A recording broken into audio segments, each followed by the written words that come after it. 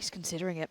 VSS is on the back though, so my joy and my excitement levels are dropping, but this could still be pretty interesting if he does peek that corner. You can see the caution though, not going to go for the wide peek, that's smart. Might wait for the potential timing to come out with his teammate as the revive's now going to come in. I'm wondering where the other player is at the moment. Where's that supplementary position? Long DD's trying to hold that flank, that's smart positioning. Here comes the push, they're now getting themselves together. Bluebees, they know these guys are damaged and they won't be able to get much of a heal off. Okay, it should be go time now.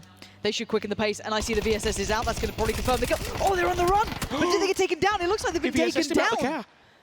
Oh, and there goes the final player. Okay, Crystal Luster was one of the teams that could. I believe it's smoking.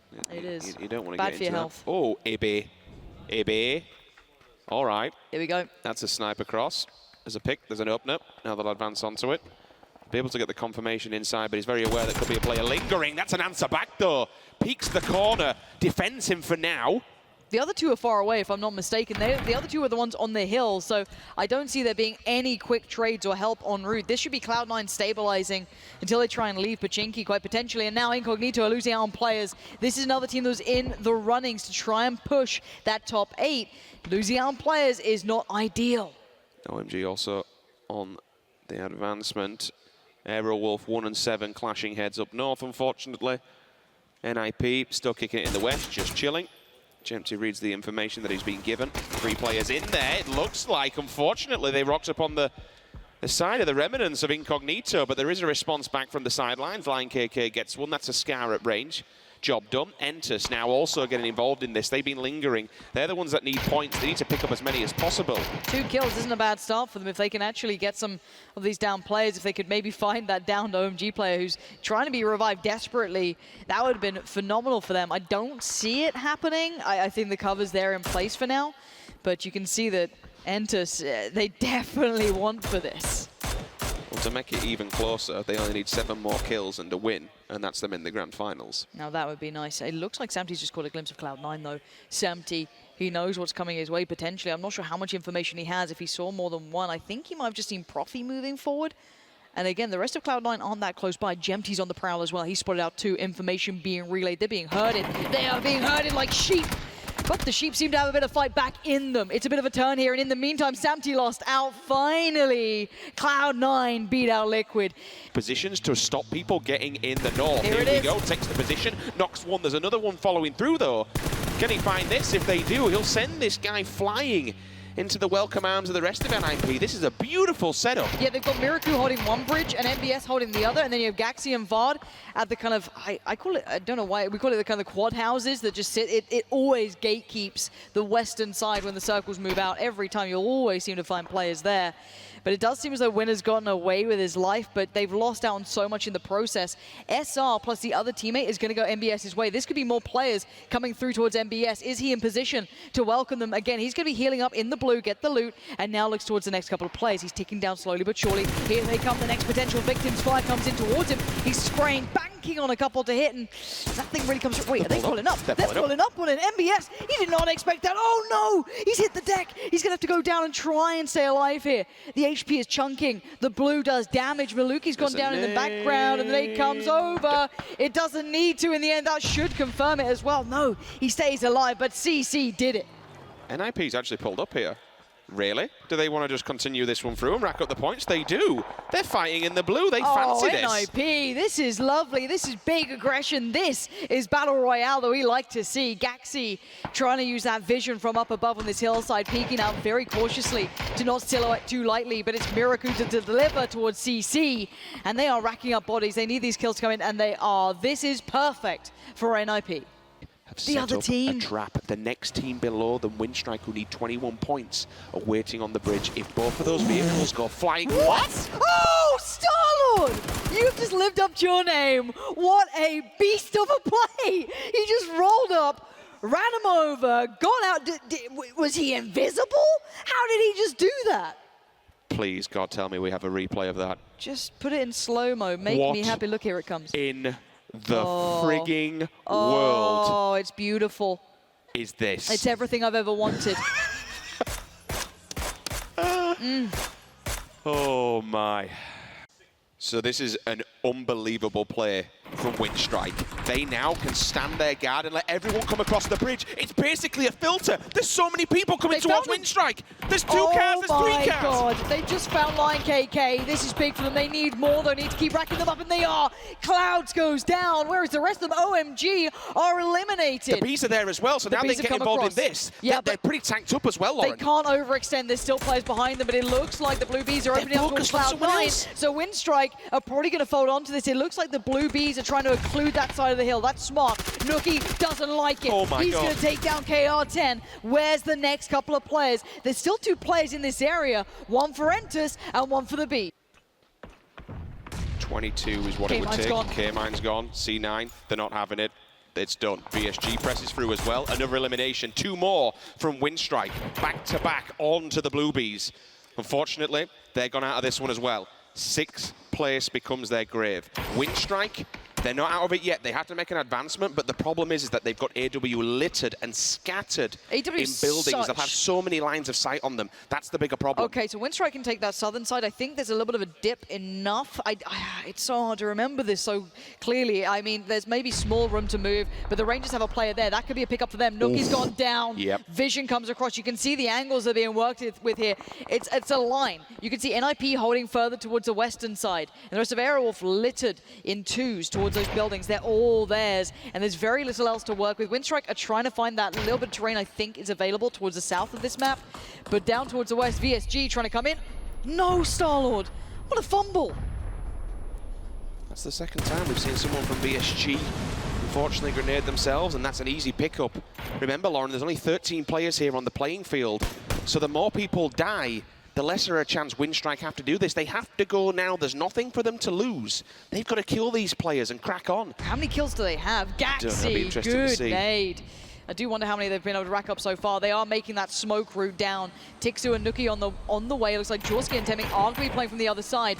Aerowolf have so much vision in this like tier 3 house as well. Tixu does find the Rangers player though. How many so kills? That's another kill. Can we just jump onto them to see how many kills they have, observers? If you can, we would love it. The back of it. Let's have a little peek towards them as they are holding that southern line for now. Aerowolf only have 1 kill, even if they're being such a nuisance.